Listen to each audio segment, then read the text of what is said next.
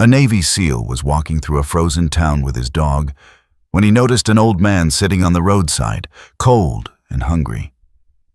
He didn't stop for long, just offered a little food and some loose change, then walked away, like most people do.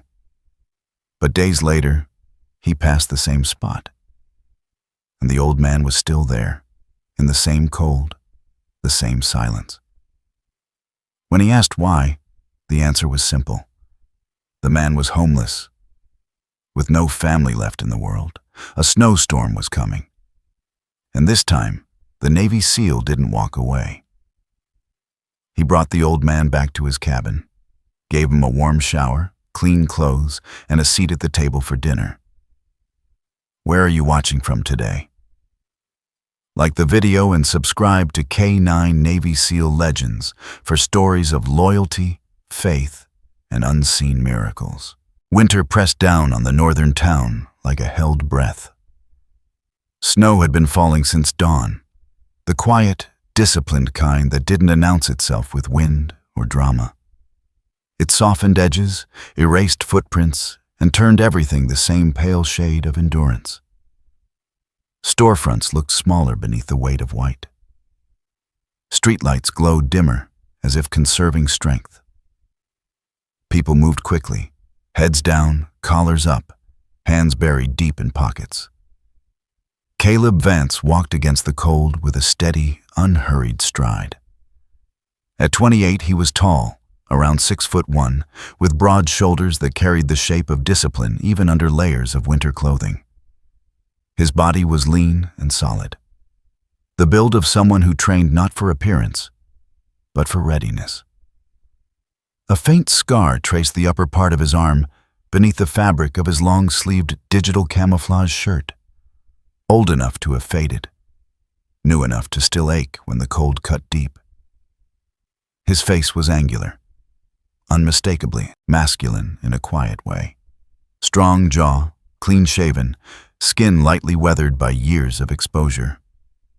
His hair, dark brown and cut in a precise undercut, stayed neat no matter the conditions. His eyes were blue-gray, the color of a frozen lake before dawn. They rarely rushed to judgment. They observed, measured, waited. Caleb lived alone in a small cabin at the edge of the forest, just far enough from town to avoid noise, close enough to walk in when supplies ran low. He hadn't planned to stay there long. He never planned to stay anywhere long. But time had a way of settling when left alone. Beside him walked Kestrel. The German shepherd moved with quiet efficiency, paws crunching softly against the snow. He was full-grown, his body balanced and muscular without excess, black and tan fur short and dense against the cold. His ears stood alert, his posture calm but ready. Kestrel did not pull at the leash. He didn't wander. His eyes tracked everything.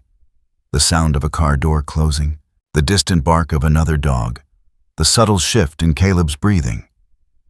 Kestrel was not a pet.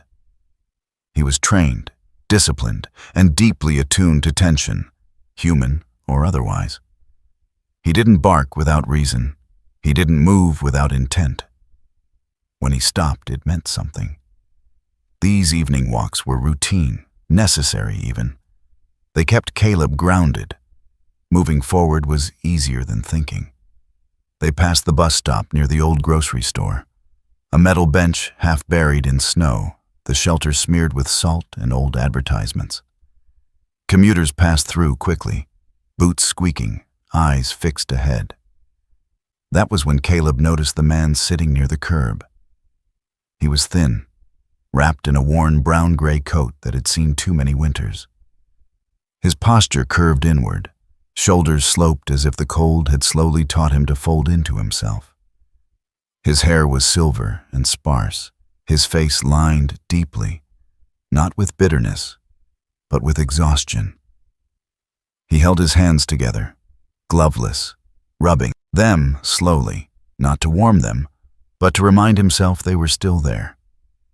People walked past him as if he were part of the scenery. Caleb slowed. He felt the familiar instinct rise. the one that told him not to intervene, not to insert himself. He had learned long ago that involvement came with cost. He had buried his parents under a sky like this, snow falling quietly, names spoken once, then never again. He was about to keep walking. Kestrel stopped, not abruptly, not aggressively. He simply stood still. The leash went taut for the first time that evening. Caleb felt it immediately. He turned, confused, then followed Kestrel's gaze back toward the old man. The dog didn't bark, didn't growl. He didn't lower his stance or show fear. He just refused to move. Caleb frowned. Kestrel had ignored drunk men, shouting matches, even aggressive dogs before. This wasn't caution. This was recognition. Caleb exhaled slowly and turned back. The man looked up as Caleb approached, eyes dull at first, then sharpening with quiet awareness.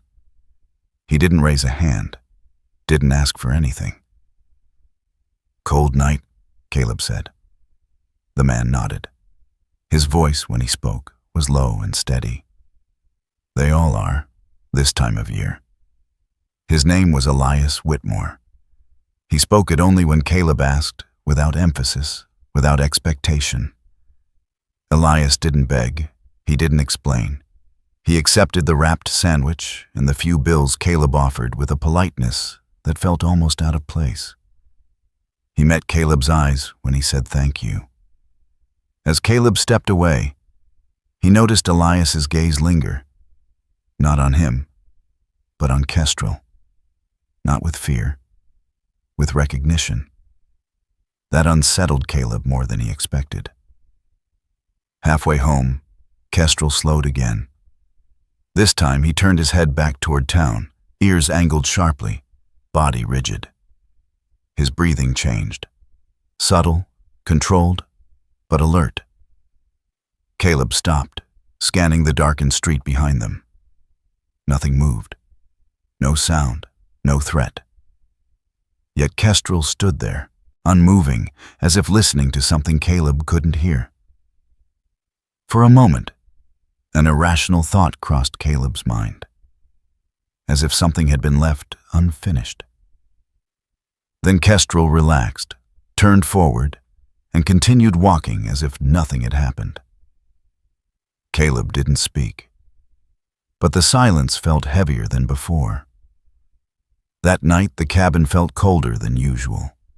Caleb sat at the small wooden table, boots still on, jacket unzipped. The heater hummed softly.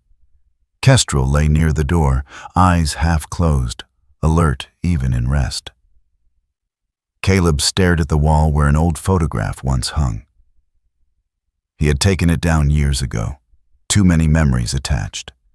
His parents had been ordinary people, kind, tired, always worried about him. They had supported his choice to enlist, even when it scared them. They had died while he was away. He hadn't been there.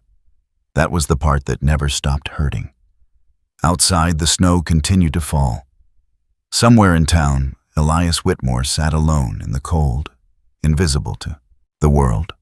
Caleb closed his eyes, just for a moment, and wondered how many winters a person could survive without anyone noticing.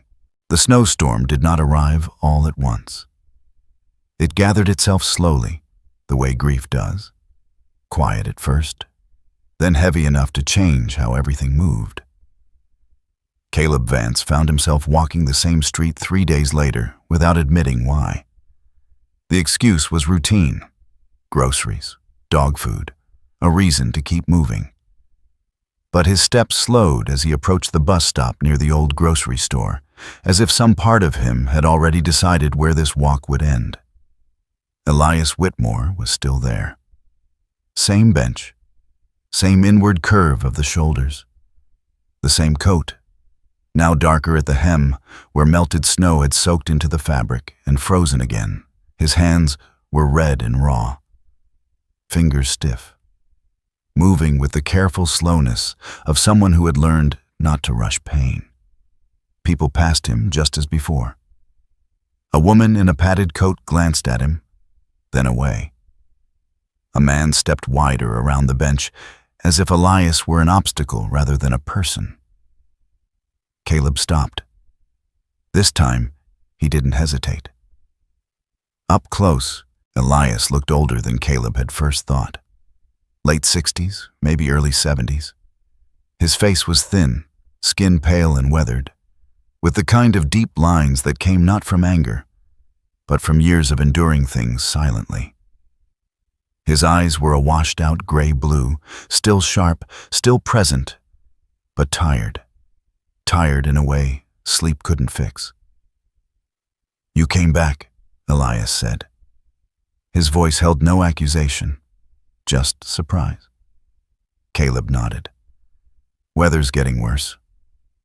"So they say?" Elias managed a faint smile. "It always does." Kestrel stood beside Caleb, posture relaxed but attentive. The German shepherd's coat was dusted with snow, his breath steady, eyes scanning the street in quiet intervals. When Elias shifted on the bench, Kestrel's ears flicked, not alarmed, just aware. Caleb crouched down, resting his forearms on his knees. "You eaten today?" Elias hesitated, then shook his head once. "Not yet." Caleb handed him a thermos this time, soup, still warm.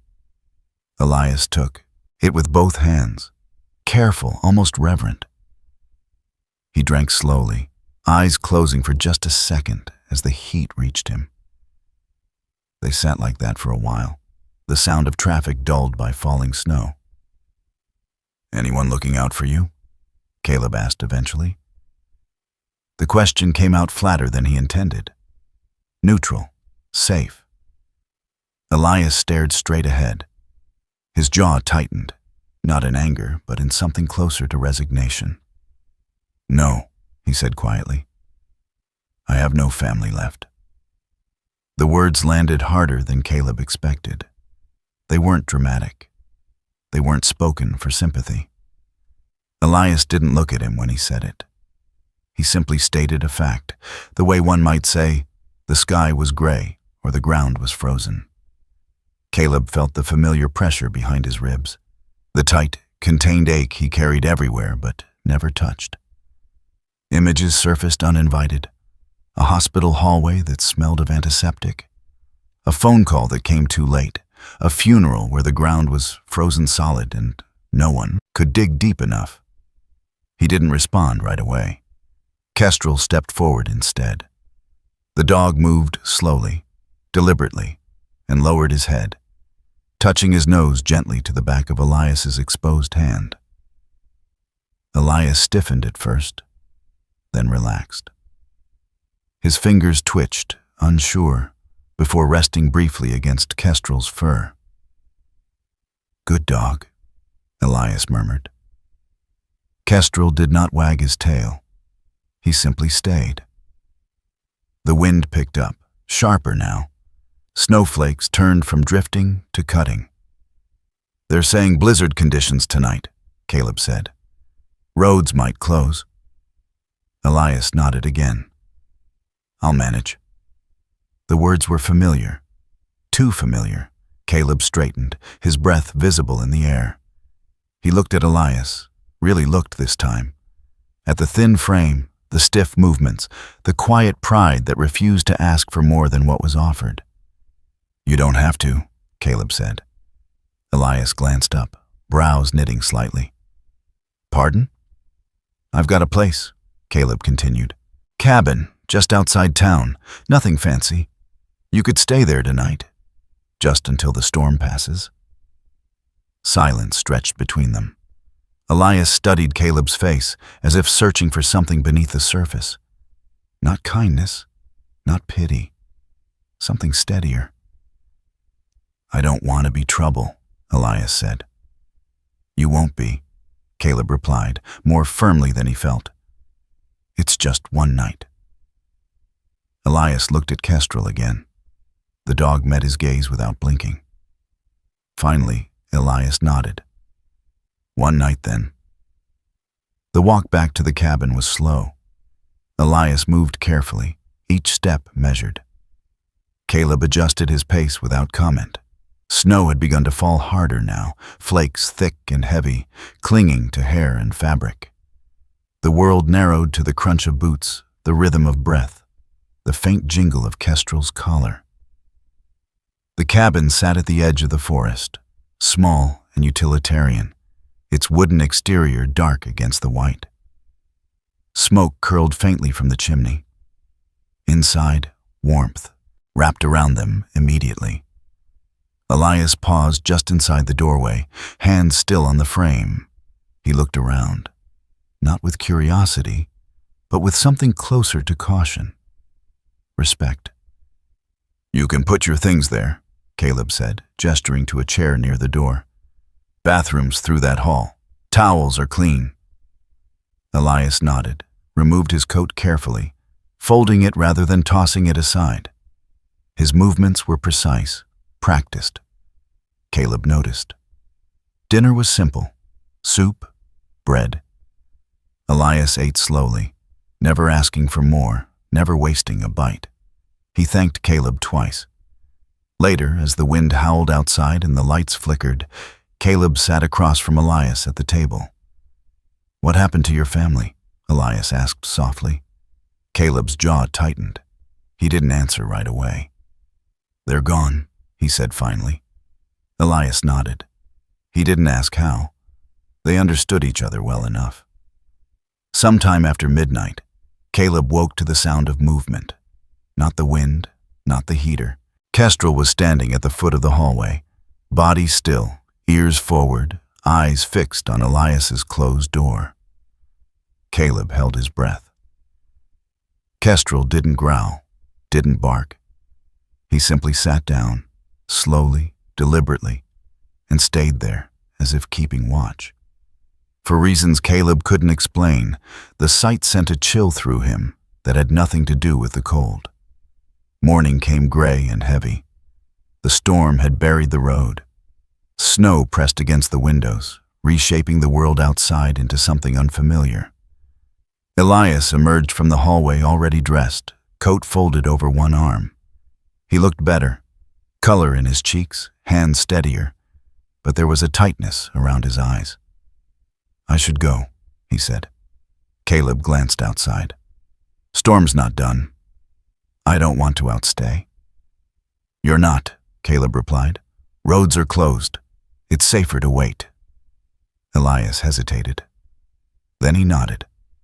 They spent the morning in silence, broken only by the crackle of the heater and the steady presence of Kestrel, who moved between them like a quiet anchor. Caleb felt something shift inside him. Not hope exactly. Something heavier. Something more dangerous. Responsibility. That evening, as the storm raged on, Caleb realized this wasn't just about shelter. It was about what happened when two people with no one left recognized each other and chose not to look away. Elias stayed in the side room, just as they had agreed. It was barely more than a converted storage space. Narrow, with a small window that looked out onto the trees, a low cot pushed against the wall, and a single hook for a coat, close to the door. Easy to hear if anyone moved. Easy to leave if needed. Caleb had chosen it deliberately. That first night, he did not sleep deeply. He lay on his bed fully dressed, boots lined up near the wall, listening to the wind scrape its fingers across the cabin. The storm raged outside, heavy and relentless. But inside there was only the steady hum of the heater and the occasional shift of Kestrel's weight as the dog repositioned himself near the hallway. Kestrel did not lie down completely. He rested, alert but calm, head up, ears angled. Not guarding exactly, but aware. Caleb watched him from the dim light, noting the absence of tension in the dog's body. No raised hackles, no stiff tail, no warning signs. That, more than anything else, allowed Caleb's breathing to slow. Morning came without ceremony. The storm had eased some time before dawn, leaving behind a thick, muffled quiet. Snow piled high against the windows, turning the world beyond the glass into a blank, white distance. Caleb woke to the faint sound of movement. Not hurried, not careless, controlled. He sat up and listened. There was a soft metallic click, followed by the scrape of iron against stone. Then the low, steady thump of wood being set down, not dropped. Caleb frowned and pulled on his jacket. When he stepped into the main room, he saw Elias, already awake, standing near the hearth. The old man had rolled up the sleeves of his worn coat and was crouched in front of the stove, adjusting the vent with careful fingers. "You don't have to," Caleb started. Elias looked over his shoulder, surprised but not startled. "Draft was off," he said. "Was pulling heat the wrong way." He straightened slowly, joints stiff but practiced. In the firebox, the flames burned more evenly now, stronger, cleaner. Caleb studied him. Elias did not move like someone guessing. He moved like someone who had done this many times before. Outside, Kestrel waited near the woodpile, snow clinging to his fur. He glanced up as Caleb stepped onto the porch, then returned his attention to Elias, who was already pulling on gloves and lifting the axe. "I can handle that," Caleb said. "I know," Elias replied. "Doesn't mean I shouldn't help." The axe came down with measured precision. Not brute force, not sloppy. The wood split cleanly. Elias stacked the logs neatly, aligning them by size and grain, as if order itself mattered. Caleb felt a quiet unease settle in his chest. This wasn't the first sign. Over breakfast, Elias wiped down the table without being asked. He folded his napkin carefully. He ate slowly, deliberately, leaving nothing behind. Not crumbs, not waste. When Caleb reached for the kettle, Elias had already refilled it. "You don't have to earn your keep," Caleb said, keeping his tone neutral. Elias looked at him for a moment. His eyes were clear, thoughtful. "Old habits," he said simply. Caleb didn't press. But he noticed everything. Elias spoke with precision, choosing words carefully, never slurring or rambling. His posture, even when relaxed, carried a trace of formality. He thanked Caleb for small things: space, warmth, silence, as if each were a gift that might be withdrawn at any moment. This was not the behavior of a man accustomed to chaos. This was the behavior of a man who had once lived by rules. By mid-morning, the storm had passed completely. Sunlight reflected harshly off the snow, flooding the cabin with brightness that made everything feel exposed. Elias gathered his coat.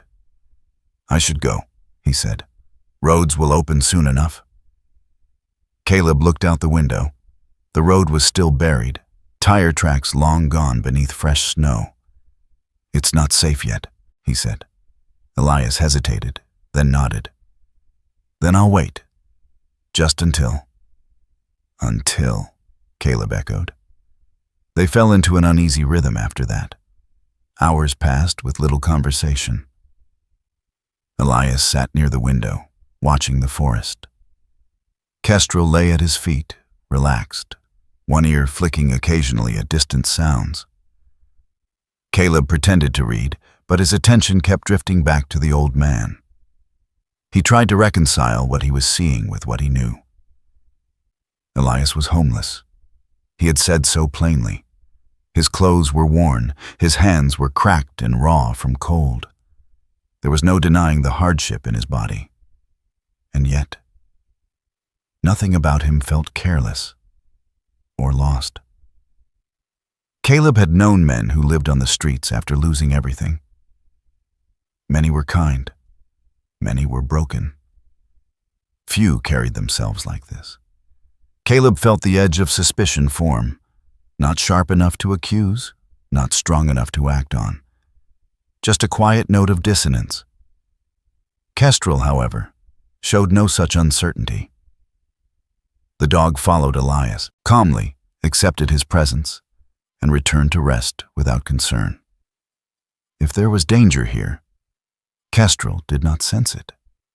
That mattered. In the afternoon, Caleb stepped outside to check the generator. When he returned, he stopped short in the doorway.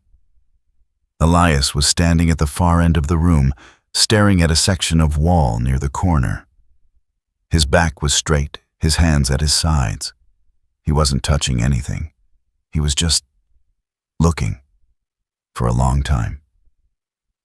Kestrel stood beside him, unmoving. Caleb waited, unsure why he didn't speak. Finally, Elias exhaled and turned away, as if he had caught himself somewhere he wasn't meant to be. "Sorry," he said quietly. "Didn't mean to wander." Caleb nodded, though something about the moment stayed with him. An echo without sound, a sense that Elias had recognized something there, even though the wall was bare. That night, the temperature dropped again. The heater struggled, and Caleb woke to the sharp crack of cooling wood. Before he could rise, he heard movement. Slow, deliberate steps. Elias was already awake, stoking the fire, careful not to wake him. "You don't have to keep doing that," Caleb said from the doorway. Elias paused. "I don't mind." Caleb leaned against the frame. "You could leave tomorrow." "I know," Elias said. The answer came too easily. Caleb studied him. "But you won't." Elias met his gaze. There was no defiance there, just honesty. "No," he said. "Not yet." The days stretched longer than intended. One night became two, two became three. The roads reopened, but the cold deepened. Elias made no move to pack his things. Caleb made no move to ask him to. It wasn't agreement. It was avoidance. Caleb knew he should set boundaries. He had built his life on them. Distance was safer. Silence was manageable. But something about Elias's presence unsettled that structure. Not by force, but by consistency. Elias didn't ask questions about Caleb's past. He didn't pry. He didn't offer advice. He existed quietly, respectfully, filling space without claiming it. That was what made it dangerous. Caleb found himself listening for Elias's steps in the morning. Found himself adjusting meals automatically. Found himself expecting someone else's presence. One evening, as the sky darkened early and the forest grew still, Elias stood by the door again, coat in hand. "I don't want to overstay," he said. Caleb said nothing. Elias waited. Kestrel looked from one man to the other, tail still, eyes attentive. After a long moment, Elias lowered the coat and placed it back on the hook. Caleb turned away before he could think better of it. That was how a single night turned into several. Not because either of them asked, but because neither of them could quite bring themselves to end it. The first sign that Elias was no longer invisible came quietly. It was the way conversations paused when Caleb walked into the hardware store. Not abruptly, no sudden silence, no turned heads, but a subtle thinning of sound, as if words had been gently set aside. People glanced once, then looked away, their attention lingering just a second too long on the man standing beside him. Elias noticed it before Caleb did. He stood a half step behind Caleb at the counter, shoulders slightly rounded, hands folded neatly in front of him. His coat was brushed clean, his boots wiped free of snow. He did not shrink, but he did not claim space either. He had mastered the art of existing without invitation. The cashier, a woman in her early 40s with tired eyes and a tight bun of sandy blonde hair, smiled politely at Caleb and hesitated when she saw Elias. "You folks finding everything okay?" she asked. "Yes," Caleb replied. Her gaze flicked back to Elias. "You visiting?" Elias inclined his head. "Just passing through," The woman nodded, but her smile faltered. Not unkind, just uncertain. Outside, the cold bit hard. Kestrel waited patiently while Caleb loaded supplies into the truck. When a man across the lot stared a little too openly, thick beard, red nose, the rigid posture of someone who liked to measure others, Kestrel shifted. Not forward, sideways. He placed his body between Elias and the man, standing tall, head level, eyes steady. The man scoffed under his breath and turned away. Caleb noticed then. By the time they returned to the cabin, it was clear. The town had begun to ask questions, not out loud, not directly, but questions all the same.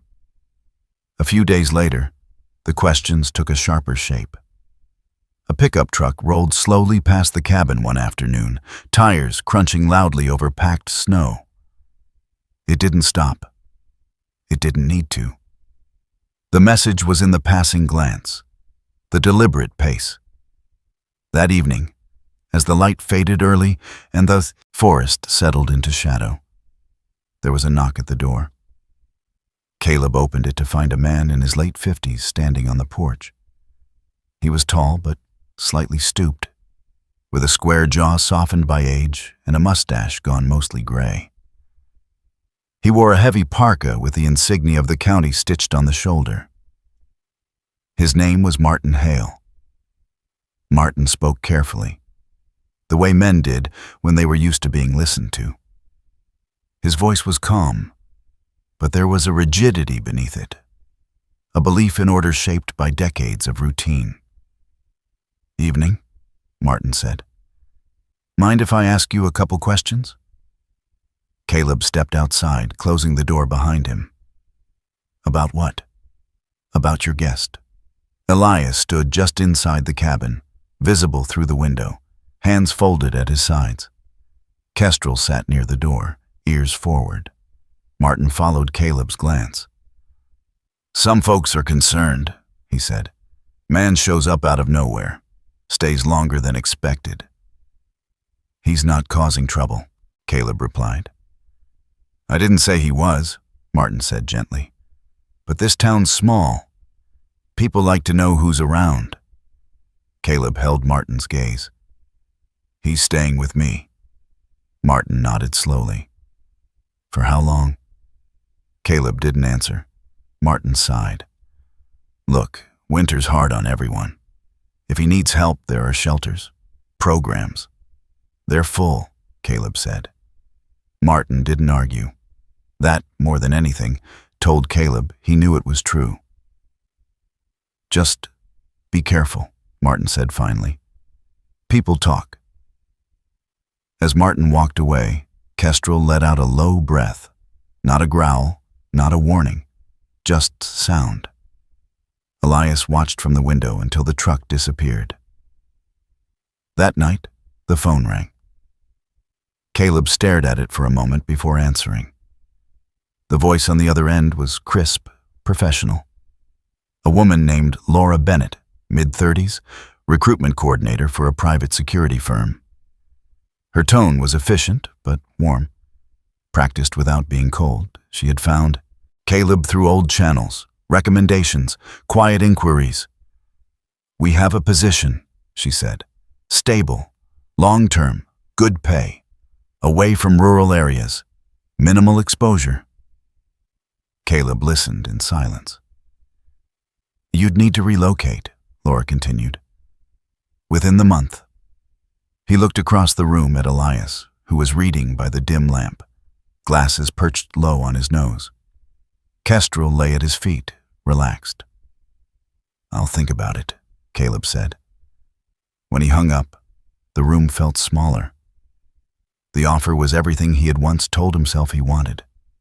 Distance, stability, no attachments, no questions. And if he left, Elias would have to go, back to the street, back to being invisible. Elias spoke first. "You should take it." Caleb looked up. "You don't even know what it is." I know what it represents, Elias said. He set the book down carefully. A way out. Caleb exhaled sharply. You don't know that. Elias met his eyes. I know what it looks like when someone is offered a clean exit. Silence filled the space between them. I don't want you staying because of me, Elias continued. His voice was steady, but there was something fragile beneath it. I've lived long enough to know what it costs people. Caleb stood and crossed the room, stopping a few feet away. You think this is about you? Elias didn't answer. Caleb ran a hand through his hair, the movement sharp, restless. I've spent years leaving before things mattered, before people mattered. I told myself it was discipline, control. He paused. It wasn't. Elias watched him closely now. I'm not staying because you need me, Caleb said. I'm staying because I'm tired of running. The words surprised him as much as they did Elias. Outside, the wind shifted, rattling the windows. Elias looked away first. Then, I'll respect that, he said quietly. Later that night, Caleb stepped outside to clear snow from the porch. Kestrel followed, stopping suddenly at the edge of the trees. The dog stared into the darkness, body rigid, ears forward. Caleb scanned the forest. Nothing moved. Then Kestrel turned, not toward the trees, but back toward the cabin, toward Elias's window. He sat down, as if making a decision of his own. The next morning, Caleb made the call. Laura listened as he declined the offer. There was a pause on the line, brief, controlled. If you change your mind, she said, the door's open. Caleb thanked her and ended the call. Elias didn't say anything when Caleb told him. He just nodded. The town didn't soften overnight. There were still looks, still questions, still polite concern edged with suspicion. But Caleb stood his ground, and Kestrel stood with him. That was enough. For now. That evening, as the sun dipped behind the trees and the cabin filled with long shadows, Caleb felt something settle inside him. Not relief. Commitment. And commitment, he knew, was the most dangerous thing of all. They hadn't planned to drive through the outskirts. It happened the way most important moments did, quietly, disguised as convenience. Caleb needed supplies that the smaller store near the cabin didn't carry. Elias came along without comment. Kestrel rode in the back, alert but calm, his breath fogging the rear window. The neighborhood sat just beyond the town's main road, where sidewalks thinned and streetlights stood farther apart. The houses were older here, wood frame structures built decades ago, many of them bearing the marks of neglect. Peeling paint, sagging porches, windows clouded with dust and time. As Caleb slowed the truck to navigate a bend in the road, Elias stiffened. Here, he said suddenly. Caleb glanced at him. What? Elias was staring out the window. His posture changed. Not tense, but rigid, as if something inside him had locked into place. His hands rested on his knees, fingers curled slightly inward. Stop here, Elias said.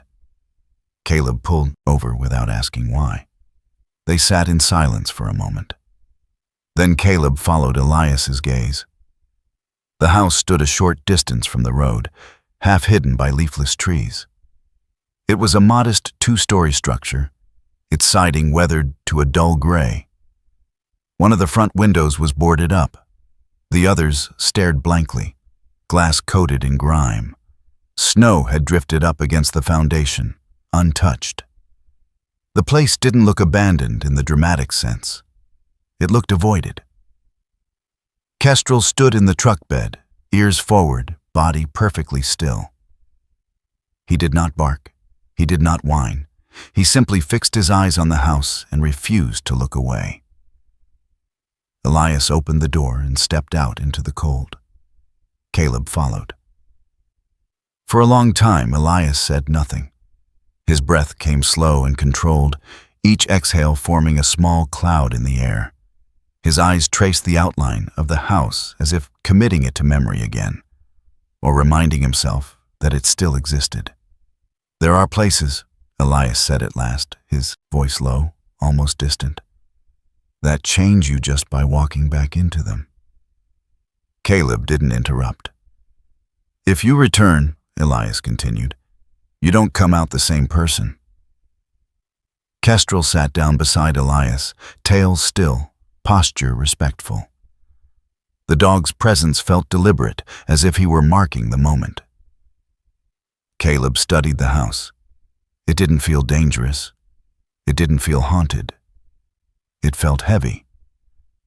They didn't approach it that day. Elias asked Caleb to keep driving, and Caleb did. But the image followed them back to the cabin like a shadow that refused to lift. That night, Elias spoke more than he had since arriving. Not all at once. Not in a confession. Just pieces. He had once been married. His wife's name was Margaret. She had been practical, warm in a quiet way. The kind of woman who noticed when people were hungry before they asked. They had 2 children, a son and a daughter, both grown now. Or they would have been. Elias had chosen his career with conviction. He spoke of it vaguely, without details, but the language was clear enough. Long hours, high stakes, constant travel. Money came. Recognition followed. He had believed, honestly, that providing was the same as being present. When things started to go wrong, Elias said, staring into the fire, I wasn't there. His voice didn't waver. I told myself I would fix it later, he continued. Later turned into never. Margaret fell ill. It happened quickly.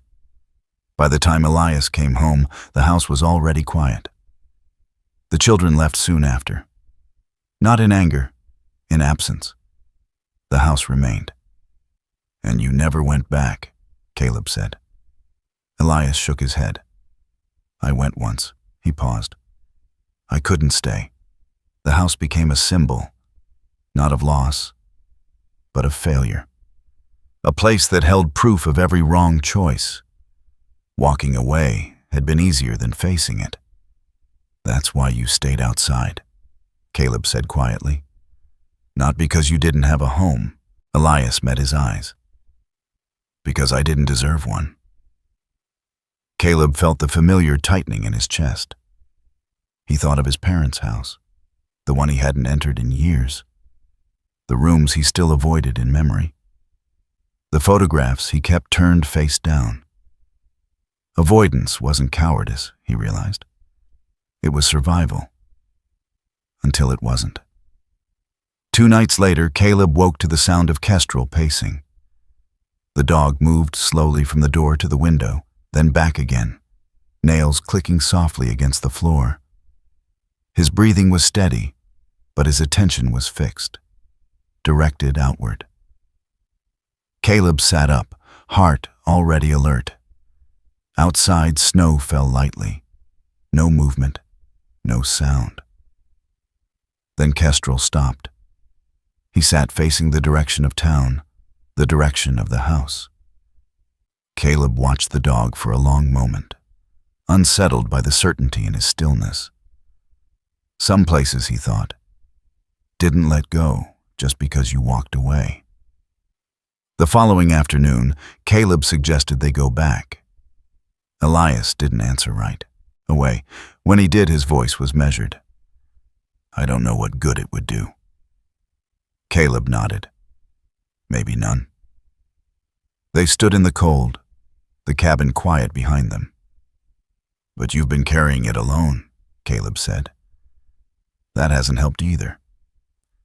Elias looked at him then, really looked at him. Not as a host, not as a rescuer, as someone who understood. They drove back just before dusk. The house loomed larger up close. The porch sagged slightly beneath Elias's weight as he stepped onto it. He hesitated before the door, hand hovering inches from the handle. Caleb didn't rush him. Elias pushed the door open. Cold air rushed inside, carrying the scent of dust and old wood. The interior was dim, light filtering weakly through dirty windows. Furniture sat where it had been left, chairs slightly angled, a table with a faded runner still draped across it. Time had stopped here. Elias moved carefully, as if afraid of disturbing something fragile. His fingers brushed the back of a chair.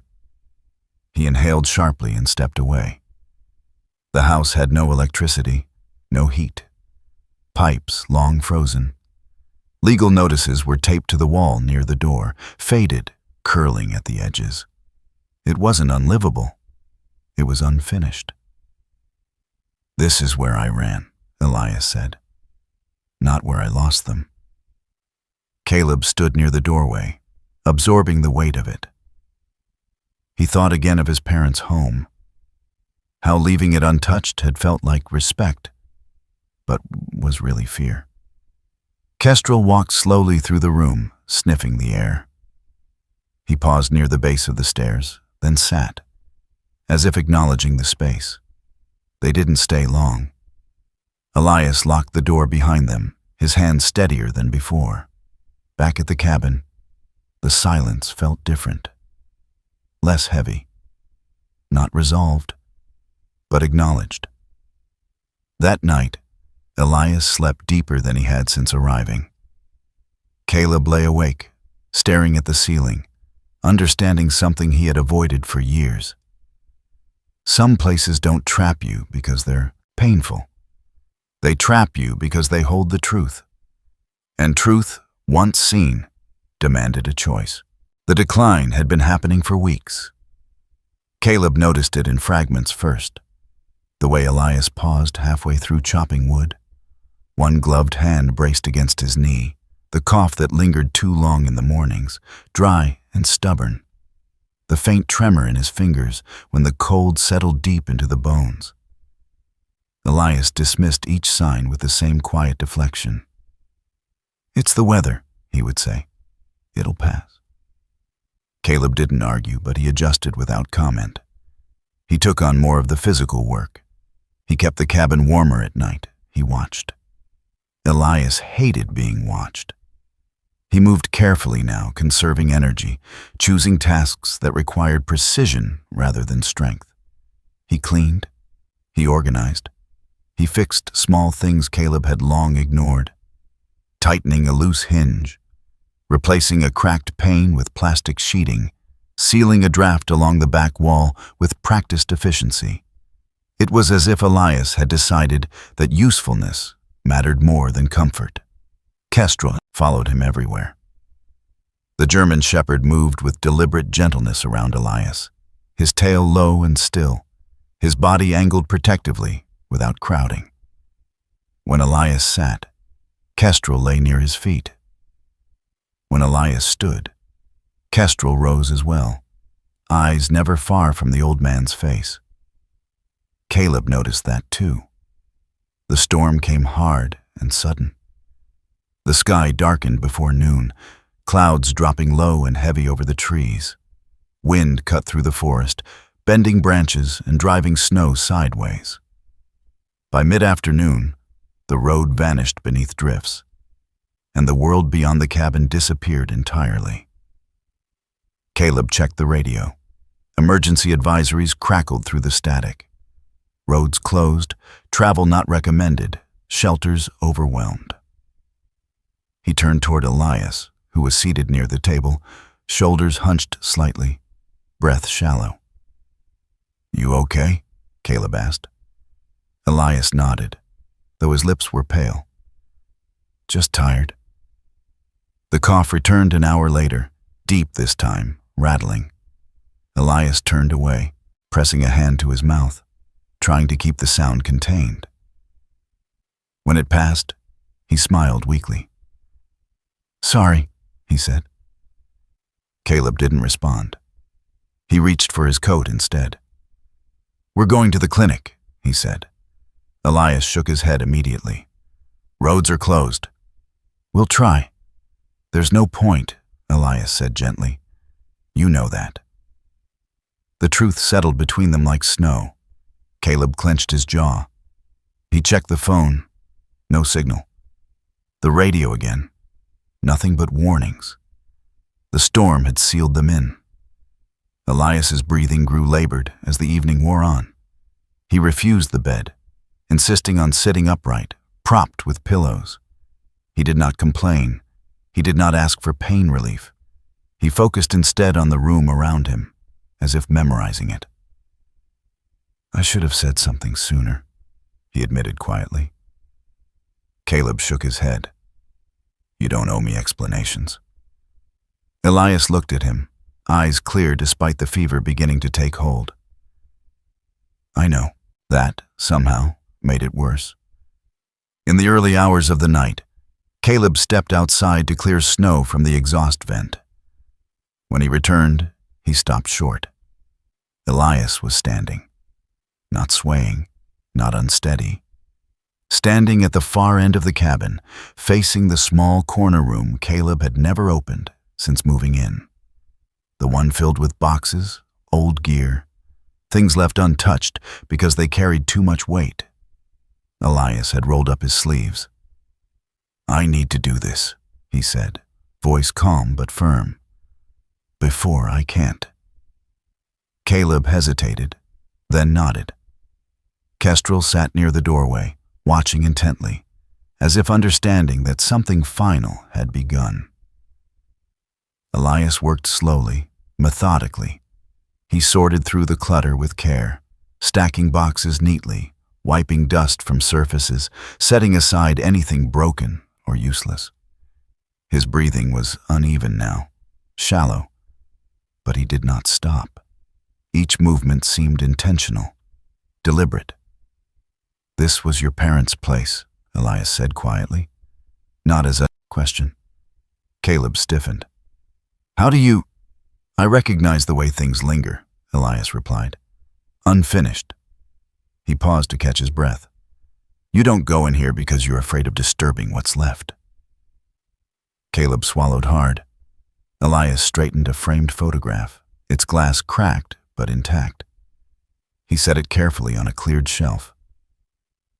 "I don't want to leave a mess behind," Elias said. "I don't want the last thing I do to be inconvenience." Caleb felt his chest tighten. "You don't have to." "I know," Elias interrupted gently. "But I want to." They worked in silence after that. When Elias finally lowered himself into a chair, exhausted, the room looked different. Not new, not healed, but acknowledged. Kestrel approached and lay down beside Elias, pressing his body close, offering warmth without demand. Elias rested a hand on the dog's head, fingers trembling slightly. "Good boy," he murmured. The storm raged on through the night. Elias's condition worsened quickly. His breathing grew shallow, uneven. Caleb stayed beside him, monitoring, adjusting blankets, offering water. Elias barely touched. "There's something you should know," Elias said at one point, voice faint but steady. Caleb leaned closer. "Save your strength." Elias shook his head. "I've spent too long saving it." He closed his eyes briefly. "I'm not afraid," he said. "I've been afraid for years. This isn't that." Caleb didn't trust himself to speak. Kestrel remained pressed against Elias's side, unmoving, a silent sentinel. When Elias's breathing finally slowed, it did so quietly. There was no dramatic moment, no sudden stillness, just the gradual absence of sound. Caleb noticed first. He placed 2 fingers against Elias's neck, already knowing what he would find. The storm howled outside, indifferent. Inside, the cabin felt impossibly still. Kestrel lifted his head once, then lay it back down against Elias's side, refusing to move. Caleb stayed where he was for a long time. When dawn finally broke, pale and cold, the storm had passed. Elias Whitmore was gone. Caleb handled the arrangements alone. The roads reopened by afternoon. Authorities came and went, quiet and respectful. No one rushed. No one questioned the circumstances too closely. This time, Elias was not invisible. Neighbors brought blankets. Someone left a pot of soup on the porch without knocking. Martin Hale stopped by briefly, removing his hat when he entered. "I'm sorry," he said. Caleb nodded. Later, when the cabin was empty again, Caleb returned to the corner room Elias had cleared. He stood there for a long time, surrounded by the echoes of what had been avoided. Elias had not fixed everything, but he had made space. That night, Kestrel slept near the spot where Elias had rested, his breathing slow and steady. Caleb sat nearby, finally allowing himself to feel the weight of it. Not the loss alone, but the strange gratitude that followed. Elias had not died unseen. He had been witnessed. And that, Caleb realized, mattered more than he had ever understood. The letter arrived 3 weeks after the snow melted. It came in a plain white envelope, the paper thick and formal. The return address stamped with the name of a law office Caleb didn't recognize. He found it tucked between a utility bill and a flyer for snow removal services. Mundane things that belonged to a life that had already started moving forward without Elias. Caleb stared at the envelope for a long time before opening it. Kestrel lay near the door, chin resting on his paws, eyes half open. Since Elias's passing, the dog had grown quieter. He still ate, still patrolled the perimeter of the cabin, still followed Caleb from room to room. But there was a pause in him now, a stillness that hadn't been there before, as if he were waiting for something that no longer arrived. The letter was brief, direct, legal. Elias Whitmore had named Caleb Vance as the sole beneficiary of his property. The house on the outskirts of town, the one no one visited, the one Elias had avoided for years, now belonged to Caleb. Caleb set the letter down carefully. His first reaction wasn't surprise, it was resistance. He stood and paced the length of the cabin, boots thudding softly against the floorboards. He rubbed a hand over his face, feeling the familiar pull in his chest, the warning signal that told him attachment had consequences. He had already buried Elias. He wasn't sure he could carry anything else Elias had left behind. The attorney's office smelled faintly of coffee and old paper. Margaret Collins, the lawyer handling the estate, was a woman in her early 50s with sharp features softened by tired eyes. Her hair, once dark, was streaked heavily with gray and pulled back into a practical knot. She spoke plainly, efficiently, but there was a gentleness in her manner that suggested she had learned how to deliver difficult things without cruelty. "He didn't have much," she said, sliding the documents across the desk. "But he was very clear." Caleb didn't sit. He stood near the window, hands in his pockets, shoulders squared. "Why me?" he asked. Margaret considered him for a moment. "He said you were the only person who saw him." Caleb swallowed. "You don't have to accept," Margaret added. "If you decline, the property will revert to the county. It'll likely be condemned." The word landed heavier than it should have. Condemned, as if the house itself were guilty. Caleb nodded once. "I'll think about it." Margaret gave him a sympathetic look. "He hoped you would." Caleb drove past the house that evening. He didn't stop. The place looked exactly as it had before, Gray siding, snow-matted yard now turning to mud, the porch still sagging under years of neglect. Nothing about it called to him, and yet he found himself slowing the truck every time he passed. At night, sleep came unevenly. Caleb dreamed of doors he didn't open, rooms he couldn't enter, voices calling from behind, walls. When he woke, Kestrel was always nearby, watching him. Not anxiously, not protectively, just present. One evening, as dusk settled over the forest, Caleb took Kestrel for a walk toward town. Without warning, the dog stopped. Not abruptly, not alarmed.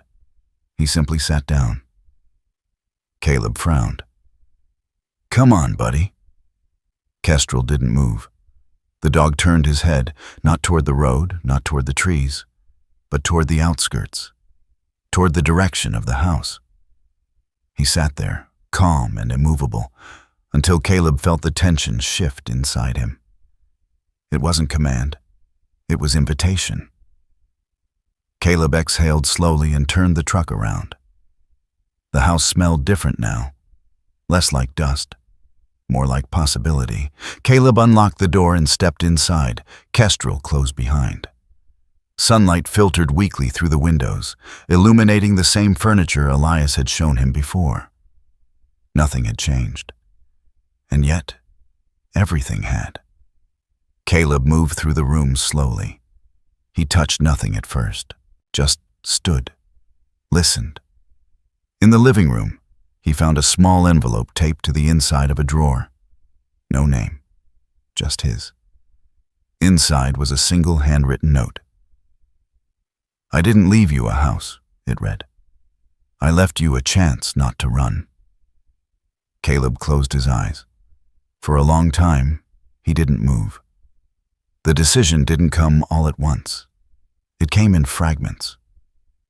Caleb thought of Elias sitting at the kitchen table, folding napkins no one asked him to fold. Of the care he took with small things. Of the way he refused to be a burden, even at the end. He thought of the people in town who passed by the bus stop without looking. The ones who still existed just beyond the edge of visibility. He thought of his parents, and the house he still hadn't returned to. If he refused the inheritance, the house would disappear. So would the proof that Elias had mattered. Caleb signed the papers the following week.